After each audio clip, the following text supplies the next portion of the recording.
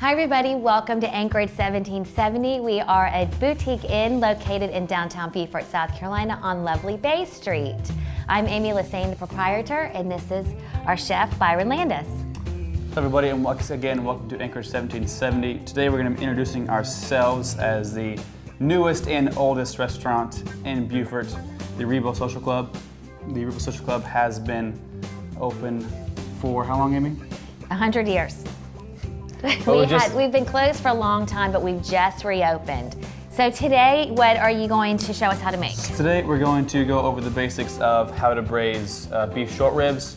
I'll show you the process of how to sear it and season it, and then building the sauce to braise the short ribs. Okay, so when you get your short rib from the grocery store, is this how it looks? The ones you get from the grocery store will probably have a little less fat on it, and it'll be a little more cleaned up, and they won't be quite as big as this. I found these to be a better plate presentation for myself, and the size of these. Okay. So to start with, you want to make sure your pan is not overly hot, not smoking, but just underneath a smoking temperature. You want nicely chopped fresh herbs. One thing I've learned helping you in the kitchen is I never cut my herbs small enough. Never do. So these are how small they're supposed to be. Fresh kosher salt and freshly ground black pepper. And you want to be pretty generous on this part of it because of the meat is so thick. And as you sear it, you're gonna lose a lot of your seasoning as you sear it. So you wanna make sure you get both sides really good.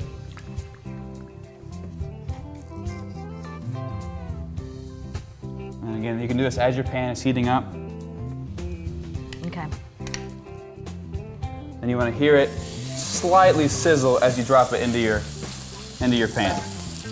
All right, so right now you just moved it and it was a little bit sticky. So obviously you put it in, you don't touch it, you let it sit, right? You don't try to touch it. That's the hardest part about cooking, right? Is letting the heat and the process take place basically. So when I go to flip this, it will come right off you wanna make sure you do the fat side down first.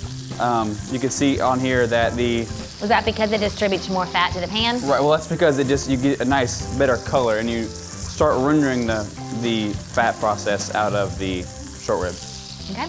So this is how many minutes per side? It's probably 3 to 4 minutes per side. It depends on how hot you have your pan.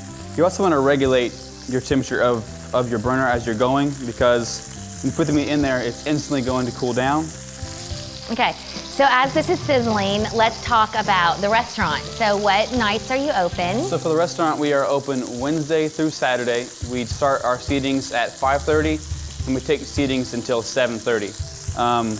Just call the inn, and we are able to get you in reservation only.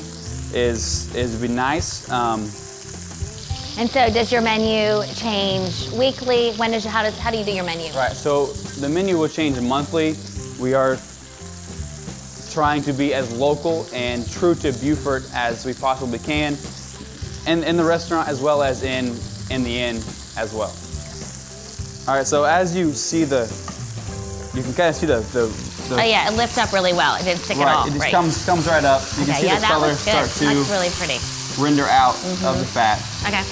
And once you get to this point, same thing, 3 to 4 minutes. Let it get a good hard sear on there, and then you want to pull it out of the pan. You can go onto a plate or onto a roasting pan. And what you want to do at this point here is you want to add in your mirepoix, which That is mirepoix. Which is onions, celery, and carrots. Okay. Is mirepoix, and then and you put it in the pan that hot, just that like that. Hot. Okay. You kind of want to get a little bit of char on the bottom of the pan. That's what really gives you the depth and the. It's the char from the meat. Right. So the depth in the body of the sauce. All right. So once we get all of that, a little more oil. And once we get those all cooked down, then how do we get this ready to put on the plate? So once we get these cooked down, we will add the meat back into the pan. We will deglaze it with our red wine and our beef stock. Does it matter what kind of red wine? It does not. I generally use a full body cab, again, just for that richness and that body that that those Well, who doesn't love a full body cab? full things give you. So you want to let this get nice and hot. Let it kind of start to char. Then you just want to take your wine and literally just pour it over all of it. Okay. You pour it over the top, all over the veggies, Yeah, all over the meat. Just get it really. Okay. That way so you get all of the. What was that, about a cup, did you say? 2 cups. 2 cups, okay. So the other thing you want to make sure is you do the wine just enough to kind of deglaze it, and you want to reduce it down all the way until the wine is almost gone. And then once that happens, you want to add in your beef stock, and you're ready to cover it and go into the oven. Okay, so it goes into the oven for how long? So depending on the size. So this right here at 275 degrees would take about 5 hours. Okay, do you cover it? Yeah, cover. I generally use parchment and foil whenever I am braising and Okay, roasting. so you're baking it real low, 275, but for a long time. Right. And so then after 5 hours, are we ready to eat? So after 5 hours, you're ready to go. At about 2.5 hours, you do want to check it and flip the meat Okay. over just for even cooking.